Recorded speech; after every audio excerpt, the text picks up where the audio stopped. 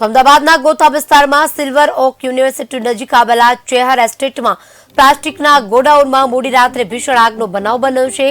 આગ ફાટી નીકળતા 5 જેટલા ગોડાઉન બળીને ખાખ થઈ ગયા છે.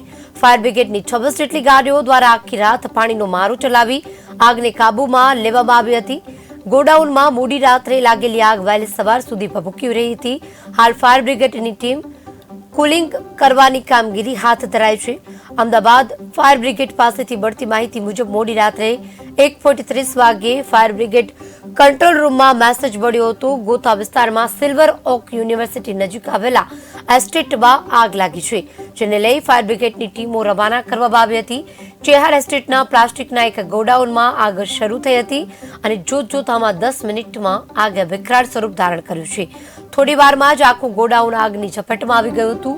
દૂર દૂર સુધી ધુમાડા અને આગની જ્વાળાઓ દેખાતી હતી. ફાયર બ્રિગેડની ટીમ પહોંચી આગ પર કાબુ મેળવાયો હતો.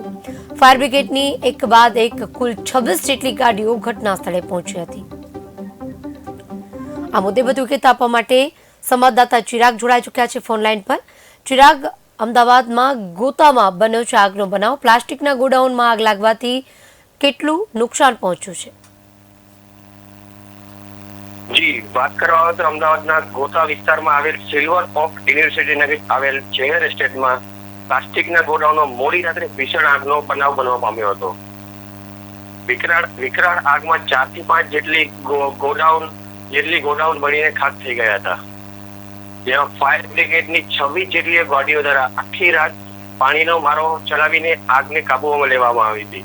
જે આગ મોડી રાત સુધી ભભૂકી રહી હતી અને હાલ ફાયર બ્રિગેડની ટીમ દ્વારા કોલિંગ કરવાની કામગીરી હાથ ધરવામાં આવી રહી હતી. જી ચિરાગ, જે રીતે આગ આપણે જોઈ રહ્યા છીએ એટલું વિકરાળ સ્વરૂપ ધારણ કર્યું છે, પરંતુ આગ આટલી મોટી માત્રામાં લાગી છે, ત્યાં કોઈ હાજર હતું? કઈ રીતે આગ લાગી હોય તેનું કોઈ અનુમાન બાંધવામાં આવ્યું છે? શોર્ટ સર્કિટનું કારણ બાંધવામાં આવ્યું છે? કયા કારણોસર આટલી મોટી આગ લાગી છે? આ સાથે જ માલને તો નુકસાન પહોંચ્યું છે, પણ ત્યાં કોઈ માણસ હાજર હતું કે અંદર કોઈ વ્યક્તિ હાજર હોય તેવા કોઈ સમાચાર સામે આવ્યા હોય?